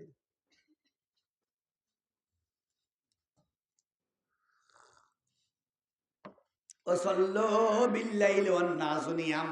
বেশতি আমল 4 নম্বর, সব মানুষ যখন ঘুমিয়ে পড়ে সে উঠিয়া তাহাজ্জুদের নামাজ পড়ে। ওয়াসাল্লু বিল্লাইল ওয়ান নাসু নিয়াম। এটা কিসের নামাজ? তাহাজ্জুদের নামাজ। কিতাবে হাদিস শরীফে আছে 3টি জায়গায় আল্লাহ বেশি খুশি হন, 3 সময় আল্লাহ বেশি খুশি হন, আল্লাহর হাসি আসে। 1, বান্দা যখন আরফাতের ময়দানে যায় হজ করার জন্য, মাথায় টুপি নেই, পায়ে স্যান্ডেল নেই, পরের 2টি সাদা কাপড়, চুল এলোমেলো, দাড়ি এলোমেলো, শরীর থেকে ঘামের গন্ধ, আতর দেওয়া নিষেধ। আল্লাহ পাক ফেরেশতার কাছে জিজ্ঞাসা করেন, এই ফেরেশতা, আমার বান্দা আরফাতের ময়দানে মাথার টুপি নেই, পায়ে স্যান্ডেল নেই, পুরা শরীর ঘাম গন্ধ, এখানে কেন বসছে? ফেরেশতারা বলতেছেন, আল্লাহ শুধু আপনাকে রাজি করার জন্য। আল্লাহ বলতেছেন, আমার বান্দাকে আমাকে দেখেছে না দেখে নাই? তখন আল্লাহ বলতেছেন, আমি বান্দার উপর খুশি হয়েছি, আমি বান্দার উপর খুশি হয়েছি। আল্লাহ বলে একটা হাসি দেয়। বান্দাকে আরফাতের ময়দানে দেখলে কে খুশি হয়? একটা জায়গা। 2 নম্বর খুশির জায়গা, জামাতের সময় যখন মুয়াজ্জিন সাহেব একামত দেন, আল্লাহু আকবার বলিয়া সবাই প্রথম কাতারে, উপরের কাতারে, 1 নম্বর কাতারে যান। আল্লাহ বলে খুশি হন, এই ফেরেশতারা আমার বান্দারা উপরের কাতারে উঠতেছেন। ইমাম সাহেব কি নাস্তার পয়সা দেয়? উপরের কাতারে নামাজ পড়লে এখানে ইমাম সাহেব নাস্তার পয়সা দেখি না, না দেয় না। উপরের কাতারে শুধু সওয়াবের জন্য, আল্লাহর সন্তুষ্টির জন্য তারা গেছে। আল্লাহ বলতেছেন, তখনও আমি খুশি হই। কয় জায়গা হলো? কি কি? প্রথম কাতারে। 3 নম্বর জায়গা, স্বামী স্ত্রী যখন রাত্রে শুয়ে পড়ে, শুবার সময় স্বামী স্ত্রী বিবেচনা করলো, মশওয়ারা করলো, হে আমার আদরের স্ত্রী, আমি যদি শেষ রাত্রে চেতন হই, আমি তোমাকে ডাক দেব। উভয়ে উঠিয়া ফাঁকসাফ হয়ে আল্লাহর দরবারে কান্নাকাটি করবো, নামাজ পড়বো। এ স্ত্রী, তুমি যদি চেতন হও, তুমি যদি শেষ রাত্রে জাগ্রত হও, তুমি উঠবা, আমাকেও জাগ্রত করবা, উভয় উঠি আল্লাহর জিকির করব। এরকম বিবেচনা করে কেউ শুয়েছেন? রাত্তা ঘুমের সহ জামাইব মশওয়ারা করি ঘুমাইতে উঠি পারলাম, অনেকে গুঙ্গিয়া নাই বারো গুণাই আয় আছি আলহামদুলিল্লাহ, এটা আছে বলি হর। আজকে হতে রাত্রে প্রতিদিন নিজের বিবির সাথে মশওয়ারা, আজকে কারোর সাথে মশওয়ারা করতে হয় না, মোবাইলের সাথে মশওয়ারা করলে হয়। মোবাইলকে বলবেন, এ মোবাইল 4টা 2 মিনিটে আমাকে চেতন করে দিবা, এত এতটা বাজে যদি আপনি অ্যালার্ম দেন, মোবাইল আপনাকে ঠিক 4-2 মিনিটে ডাকাই দিবে, জাগ্রত করে দিবে। বিবি হয়তো ঘুমও যাইতে পারে, বিবিকে ঘুমও ধরতে পারে, কিন্তু মোবাইল ঘুম যায় না। বিবির সে কে বেশি কথা মানে কে? মোবাইল। মোবাইল। তাহলে মোবাইল দিবেন রাত বড়, শেষ রাত্রি চোখের পানি ফেলাইয়া কান্না করে কানবেন। আল্লাহ বলতেছেন, বান্দা আমার কাছে তওবা করলে, কান্নাকাটি করলে আমি রাজি বেশি। কেননা হাদিস শরীফে আসতেছে, ফাইল্লাম তাবাকু ফাতাবাকু, এ বান্দা আমার কাছে কান্নাকাটি করো। যদি কান্নাকাটি না আসে, আপনার চোখ থেকে পানি না আসে, যদি বান্দর কান্নার বান্দর বাস্তবেরা কানছে, তাদেরকে যে পুরস্কার দিব, কান্নার বান ধরলেও আমি তাদেরকে পুরস্কার দেব। হান্নাদের বান ধরলেও দিব দেবো আজি। কিন্তু ঘটনা লিখি হাদিস শরীফ। এক ব্যক্তি মারা যাইতেছেন, সে জওয়ান, দাড়ি চুল কাঁচা, ফাঁকে নাই। সে শুনছে হুজুরদের ওয়াজে যাদের দাড়ি চুল ফেঁকে গেছে তাদেরকে আল্লাহ শর্মায়। হাদিস শরীফে আছে, যারা দাড়ি চুল ফাঁকে তারা শর্মা দেয়, ইনু ওয়াজত শুনবে। কিন্তু এই ব্যক্তি মারা যায়, তার দাড়ি কাঁচা, নিজের ছেলে সন্তানদেরকে বলল, আমি যখন মারা যাব আমার দাড়িতে কিছু ময়দার আটা তোমরা মাকে দিবে, জাতি দাড়ি সাদা মনে হয়, আল্লাহ আমাকে শর্মাইয়া কোনো ধরনের ফার করা দেয় মতো। ঠিক সেই মৃত্যুবরণ করার পর তার ছেলেরা তার দাড়িতে কি মিশ্রিত করে দিল? ময়দা, সাদা ময়দা। আল্লাহর দরবার যখন গেল, এই দুঃখাবাজ বান্দা, তুই দাড়িতে ময়দা মাখিয়ে আইসস, আমি আল্লাহ তোকে চিনি না, এই জন্য দুঃখবাজি কেনে করছস? সে চোখের পানি ফেলে দিয়ে কান্না করে, আল্লাহ আমি দুঃখবাজি করি নেই। আপনার রসুলের হাদিস ওলামাদের কাছ থেকে শুনছি, যার দাড়ি সাদা চুল সাদা তাকে আল্লাহ শর্মাই। আল্লাহ আমার দাড়ি তো কাঁচা, আমার দাড়ি তো ফাঁকে নাই, এই কাঁচা দাড়ি নিয়ে আসলে আপনার কাছে মাগফিরাত ক্ষমা পাবো কিনা সন্দেহ। এই জন্য আমি এটা ক্ষমা পাওয়ার জন্য বাদ ধরেছি, দাড়ি সাদা করেছি। আপনি সাদা দিওয়ালাকে শর্মান, তাদের জন্য আমি তাদের মতো করেছি।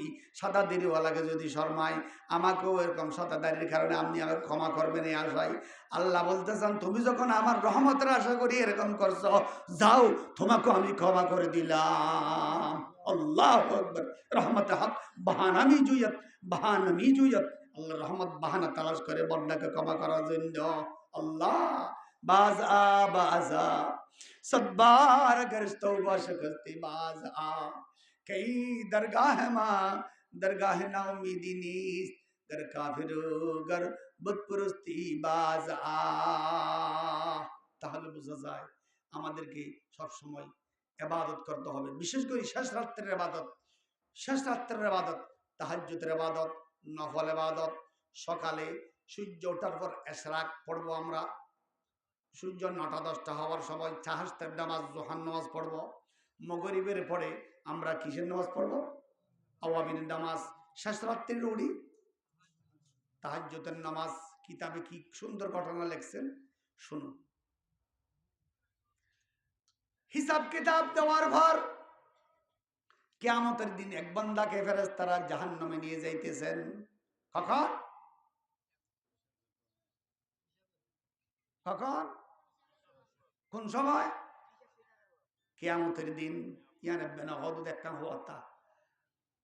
হিসাব কিতাবের পর কিয়ামতের দিন বান্দাকে জাহান্নামে নিয়ে যাইতেছেন ফেরেশতারা।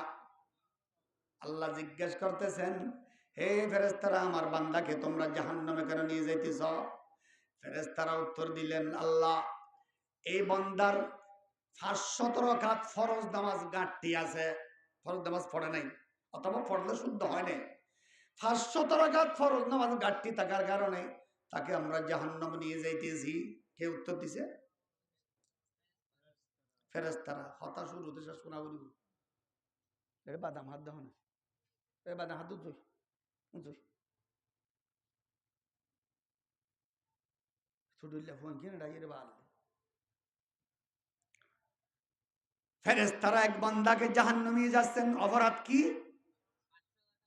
500 রাকাত ফরজ নামাজ, শুধু নামাজ না, ফরজ নামাজ ঘাটতি আছে। আল্লাহ বলতেছেন, রাখো আমার বান্দাকে, রাখো রাখো, জাহান্নামে দিলি পরে দিবা, আগে কথা শুনো। আমার বান্দার ফরজ নামাজ কত ঘাটতি? 500 রাকাত। রাখো। আমার বান্দার নফলের আমল নামা খুলে দেখো, ওখানে কোনো নফল নামাজ আছে কিনা। শবে বরাতের দিন, শবে কদরের দিন, বার্ষিক সবার দিন, বিভিন্ন মুর্দা মারা গেছে এদিন বিভিন্ন নফল নামাজ পড়ছে না, আওয়াবিন, তাহাজ্জুদ, এশরাক, এগুলো দেখো। ওখানে দেখে 1000 রাকাত নফল নামাজ আছে। আল্লাহ বলতেছেন আমার বান্দার নফল নামাজকে ফরজের স্থানে দিয়ে আমার বান্দাকে ভার করাইয়া দাও। আল্লাহু আকবার। তাহলে নফল কোথায় ফরজ তুলনা হয় না, কিন্তু নফল ইবাদত যখন বান্দার কাছে জমা আছে, এই নফল ইবাদতের দ্বারা বান্দা ফরজের ঘাটতি পূরণ হলো কিনা। অনুরূপ যদি আমাদের ফরজ যদি এরকম কিয়ামতের দিন ঘাটতি থাকে, যদি নফল ইবাদত থাকে, এগুলো দিয়ে আমরা কি করে দিবেন, ফার করে দিবেন। আপনারা যখন দান শ্বাস করেন, ধান চাষ করার সময় যখন ধানের চারা রোপণ করে, মাঝে মাঝে এত বড় বড় 1 মুঠ জ্বালা, 1 মুঠ ধান ওখানে মাটির ভিতরে গাড়িয়ে দিকে না, কিসের জন্য? ঠুনি পাল্লা দিয়ে দেওয়া, ও অত মরি যাইব দিয়া টুনি পাল্লা দিয়ে দে, ইয়া টুনা ভর দিয়া বিছানাত কি নাই জ্বালা নাই দি আল্লাহ চাইতা। এরকম হাল চাষ করার সময় 1 মোড়া জ্বালা, 1 মোড়া ধানের সারা মাটির ভিতরে রাখে দেয়। কেননা ওখান থেকে ধানের সারা যদি মাঝে মাঝে মারা যায়, এখান থেকে নিয়ে ওখানে ঢুকাই দিবে, তখন ধান 100 হয়ে যাবে। তাহলে বোঝা যায় বিলে যদি ধানের কিছু সারা এক্সট্রা রেখে দেয়, এগুলা দিয়ে ধান তুলতে সুবিধা হয়। এরকম যদি নফলের কিছু যদি এরকম মোটা আমরা রাখি দেই, ফরজ নামাজে যখন ঘাটতি হবে, নফল ইবাদত দ্বারা ফরজের ঘাটতি পূরণ করে বান্দাকে ভার করে দেবেন। এরকম গাড়ির ড্রাইভাররা স্পেয়ার একটা চাকা রাখে না, স্পেয়ার চাকা কোন রাখে, গাড়ি চলতে চলতে যখন মোড়ার ভিতরে পাহাড়ের ভিতরে ঢুকলো, ঠাস করে চাক্কা বাস্ট হয়ে গেল। প্যাসেঞ্জাররা বলে এখন আমরা কিভাবে যাব, সুপ আমরা আওয়াজ করবেন না, রেস দিয়া খুলছে ও এক্সট্রা চাক্কা, ওটা যখন লাগাই দিল গাড়ি চললো। তাহলে এক্সট্রা চাক্কা যদি রাখে, ও মাঝে মাঝে যদি চাক্কা বাস্ট হয়ে যাও কোনো চিন্তা নাই। তাকে এক্সট্রা নফল ইবাদত যদি রাখে, ওখানে ফরজ যদি বাস্ট হয়ে যায় কোনো অসুবিধা নাই, বান্দা পার হয়ে যাবে। কে তোমাদের চলছো আজি নবীর গড়া কানুন মেনে, কে তোমাদের চলছো আজি নবীর গড়া কানুন মেনে, সময় বুঝে কে তোমাদের কার্য সাধন করতে জানে। নফলের দাম, নফলের দাম। নফল ইবাদত যদি করে কাকে ভাই? আল্লাহ। ফরজ ইবাদত করলে আল্লাহ ভাই, কিন্তু ফরজ ইবাদত যদি করে বান্দা শাস্তি থেকে বাঁচে, কিন্তু অত আল্লাহর কাছে যায় না, নৈকট্য অর্জন করে না। আল্লাহর খাস বান্দা হওয়া যায় কিভাবে? নফল ইবাদতের দ্বারাই। কিতাবে লিখতেছেন হযরত মামুনুর রশিদ, খলিফা হারুন রশিদ রহমতুল্লাহ আলাইহি একদা রাজদরবারে বসলেন। রাজদরবারে বসার পর সবাই, অনেক মানুষকে ঘোষণা দিল আজকে বাদশার দরবারে কিছু রিলিফ দেওয়া হবে। 12টা বাজে একটা বাঁশি দিবে, বাঁশি দেওয়ার পর রিলিফের যে যেটা ধরে ওটাতে নিয়ে যেতে পারবে, সরকার আর দাবি করবে না। এরকম সোমবার একটা দিন ধার্য করে রাজদরবারে স্বর্ণ রূপা টাকা পয়সা কাপড় চোপড় অনেক কিছু রাজদরবারে এভাবে ফেলে রাখা হলো। বাদশার থেকে 12টা বাজে একটা বাঁশি দেওয়া হলো। বাঁশি দেওয়ার আগে ঘোষণা করলো, বাঁশি দেওয়ার সাথে সাথে যে যেটা ধরে সেটা ওনার, আর সরকার দাবি করবে না, যে যেটা ধরে এটা তার। বাঁশি দিল, কে স্বর্ণ, কে রূপা, কে টাকা, কে পয়সা, কে কাপড়, সবাই স্পর্শ করে দিল, যার যারটা তেল মালিক হয়ে গেল। বাদশার ফিসের সিট এটা মাথের দহনে।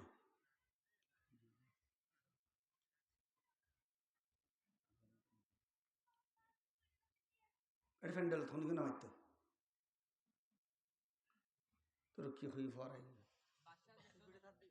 বাদশার পিছনে একজন ছিল বাঁধি, খালাসা বাঁধি, সেই বাদশার মাথায় হাত দিল।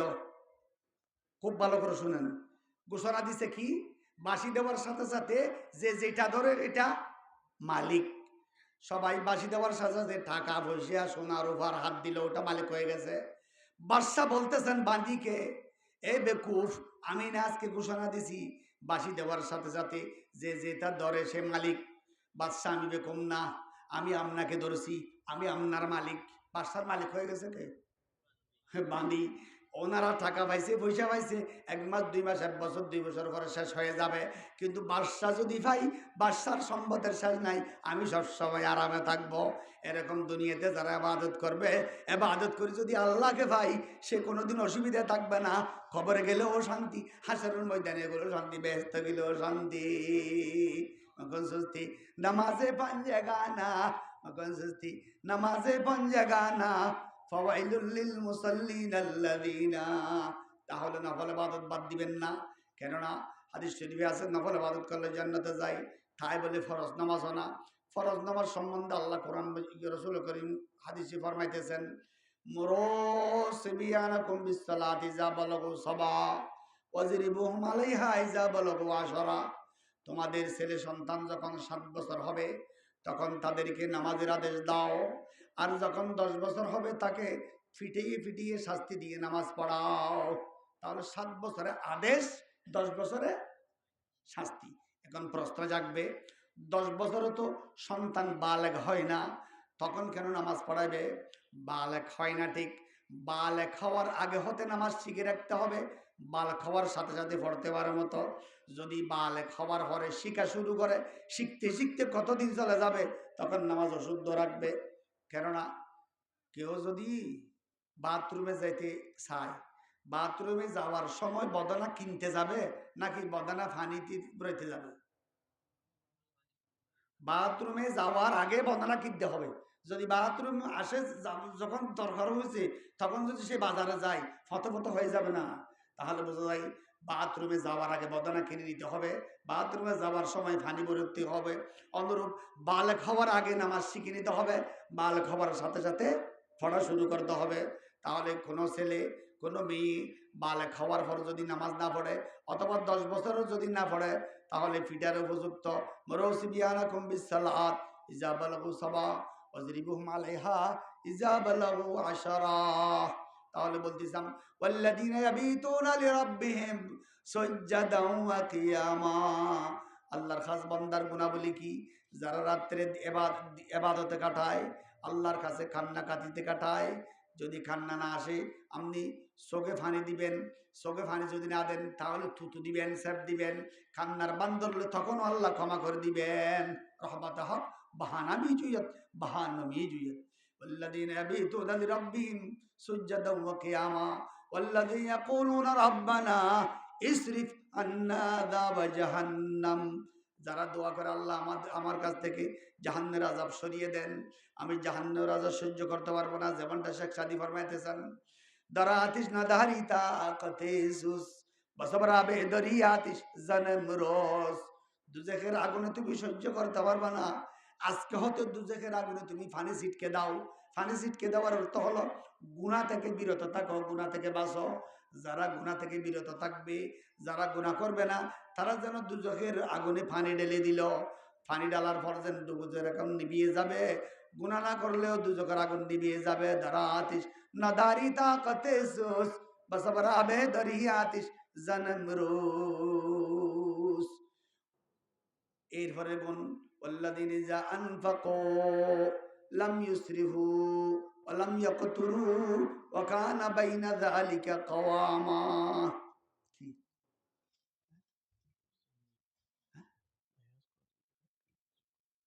না বুঝলাম? হ্যাঁ, আকা কিছু করতে হতো। আইয়ের খানা আইলো। আচ্ছা, ঠিক আছে।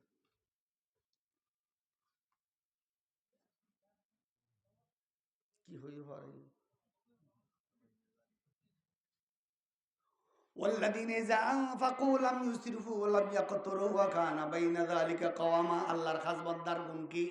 যখন তারা খরচ করে, লাম ইউসরিফু অপচয় করে না, ওয়ালাম ইয়াকতুরু বখিলি করে না, কৃপণতা করে না, ওয়াকানা বাইনা যালিকা কাওয়ামা মধ্যম পন্থা অবলম্বন করে। বেশিও খরচ করে না, আবার বেশি কৃপণতাও করে না, বখালতিও করে না। এটা আল্লাহর বান্দা। যাদের কাছে আল্লাহ টাকা দিয়েছেন তাদের ইসরাফ কাকে বলে? লাম ইউসরিফু ইসরাফ কাকে বলে তাফসীরে লিখতেছেন যে কোনো গুনার কাজে যদি আপনি টাকা খরচ করেন এটা অপচয় গুনার জন্য। আপনি ফেসবুক দেখতেছেন, ফেসবুকে সওয়াব বেশি না গুনাহ বেশি? গুনাহ বেশি না গুনাহ? আচ্ছা বলেন, অথচ সওয়াব কিছু আছে। আচ্ছা গুনাহ বেশি না সওয়াব বেশি? গুনাহ বেশি। একটা গর্তে পুকুরে বড় বড় দুইটা মাগুর মাছ ঢুকছে, খুব খেয়াল করেন, পুকুরের একটা গর্তে দুইটা কি ঢুকছে? মাগুর মাছ। আর একটা সাপও ঢুকছে। আপনি কোনে হাত দিবেন? কেন? মাছ ফাইলে ফাইলাম, যদি সাপে ঠোকর মারে শেষ। সাপও আছে মাছও আছে, এমন গর্তে হাত দিবেন না। সাপ ফাইলে ফাইলে মাছ ফাইলে ফাইলাম, যদি সাপে কামড় দেয়। অনুরূপ ফেসবুকের লাভও আছে ক্ষতিও আছে, আপনি ক্ষতির দিকে দিয়ে না দেখতে হবে।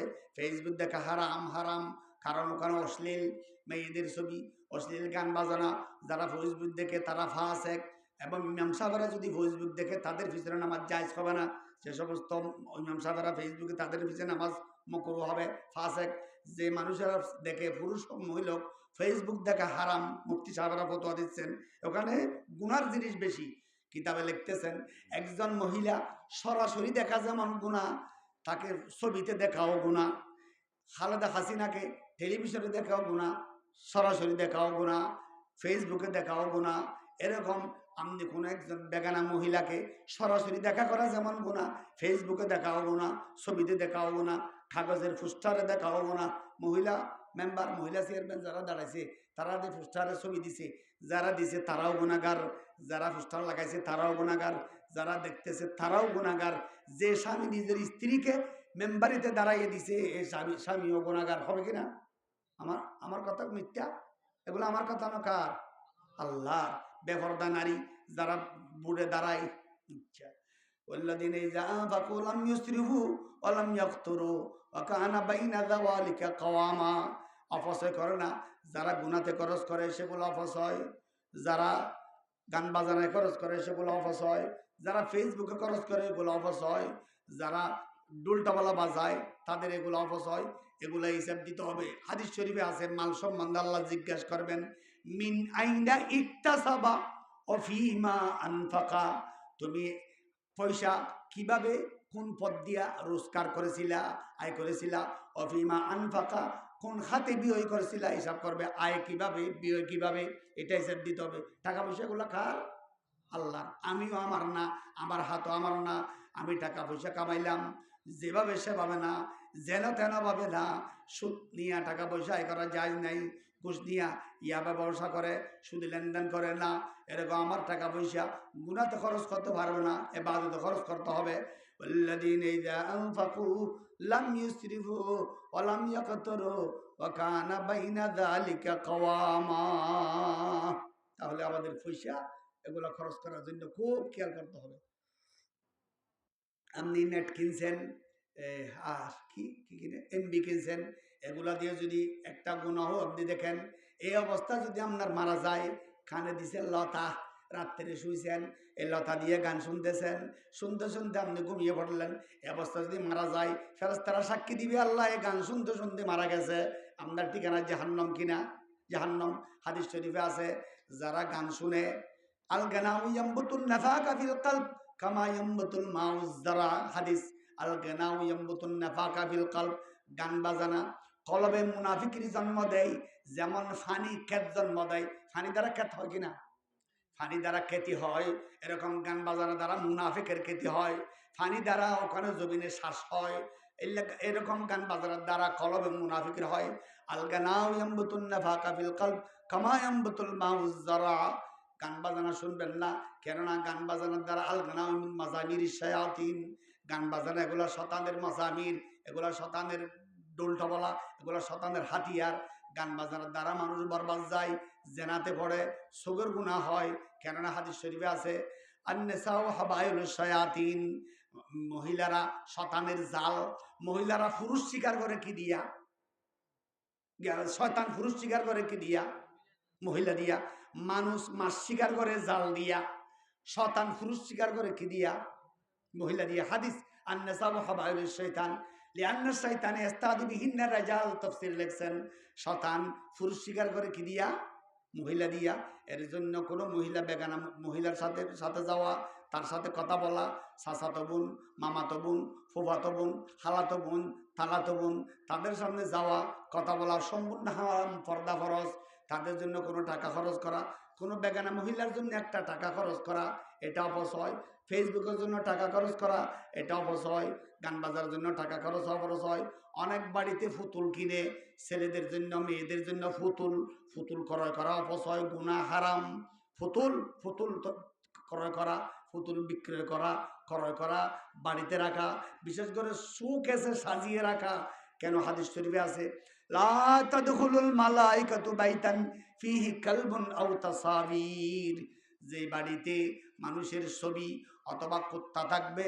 সেই বাড়িতে রহমতের ফেরেশতা কোনোদিন প্রবেশ করবে না আল্লাহু আকবার এখন আমাদের প্রায় বাড়িতে বিশেষ করে যারা নিজেকে ভদ্র মনে করে শোকেস একটা আছে ওখানে কুকুরের বিড়ালের বাঘের সিংহের ছবি পুতুল ওখানে আছে কুকুরের পুতুল বিড়ালের পুতুল সিংহের পুতুল এগুলা থাকলে রহমতের ফেরেশতা বাড়িতে প্রবেশ করবে না হাদিস শরীফে আছে লা তাদখুলুল জান্নাতা লা তাদখুলুল মালাইকাতু বাইতান ফিহি কালবুন আও তাসাবির যে বাড়িতে কুকুরের ছবি কুকুরের পুতুল অথবা কোনো মানুষের ছবি বা পুতুল থাকবে সেই ঘরে রহমতের ফেরেশতা আর দাখিল হবে না অন্তর্ভুক্ত হবে না প্রবেশ করবে না কিন্তু আমরা হিন্দুদের বাড়িতে যেমন পুতুল আমাদের বাড়িতেও পুতুল হিন্দুরা যেমন জুয়া খেলায় আমরাও খেলাই হিন্দুদের মেয়েরা যেমন বেপরদা চলে আমাদের মেয়েরও বেপরদা চলে আমাদের সাথে সাথে কোনো পার্থক্য আছে নেই কে তোমাদের চলছো আজি নবীর গড়া কানুন মেনে সবে বুঝে কে তোমাদের কার্য সাধন করতে জানে